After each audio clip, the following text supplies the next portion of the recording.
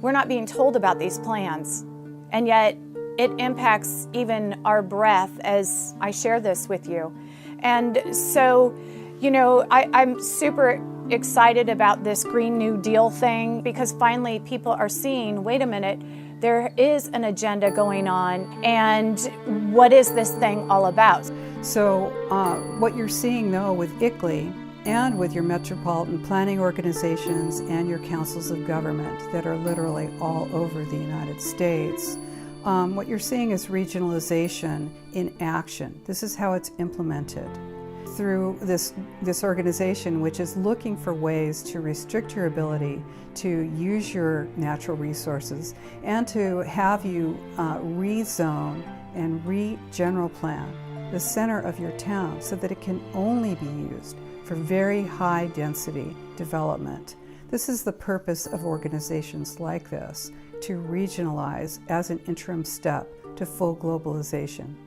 Instead of the human civilization expanding and boldly going into an infinite universe of real estate and energy, we are supposed to shrivel up on a planet under the UN's precautionary principle, a principle that considers all human activity and advancement dangerous unless proven not dangerous. You can't move forward unless you can prove there's no harm.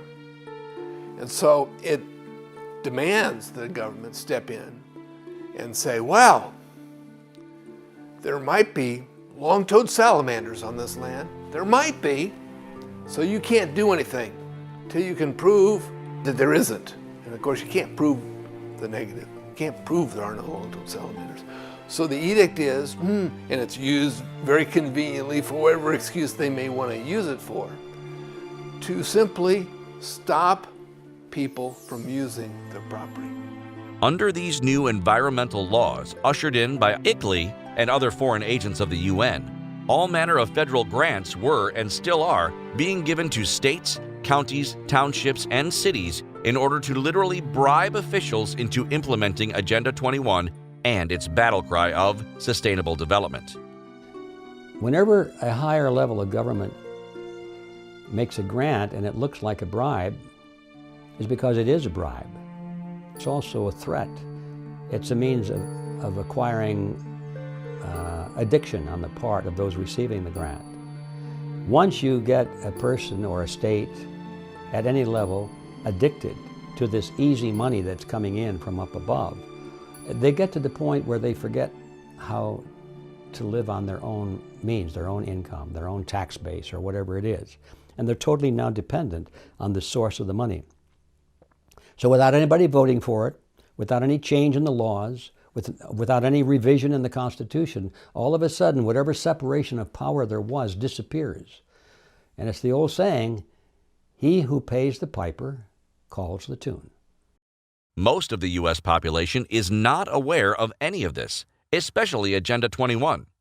They are only aware that suddenly there is some new zoning law that inhibits their ability to get a building permit, requires them to pay 20% of their renovation budget for a wheelchair ramp or an elevator for the handicapped, or suddenly the stream across their street must be remediated and the state will be sending down a grant of $130,000 for the local officials to allocate as they see fit.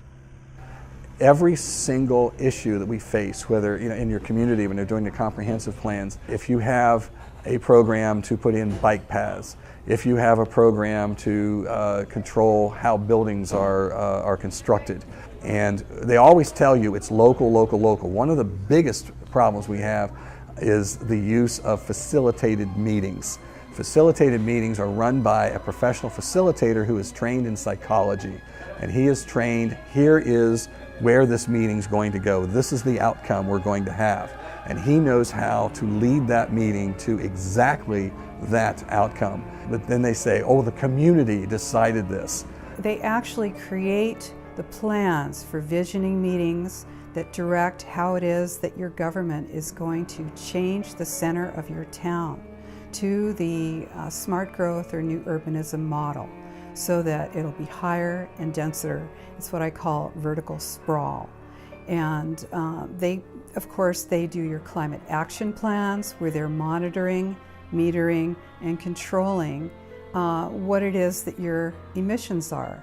In order to manage your emissions, then they have to monitor them regularly and continuously. So this is the way this plan is designed. It's designed as a continuous loop for monitoring, metering, and managing the entire energy output and use of the world. Before now, have you even heard of ICLEI? What about COGS, MPOs, or the ADA? How about human settlements or the Biodiversity Treaty? You are not alone. Few have any idea how the cancers of regulation have invaded the land of the free.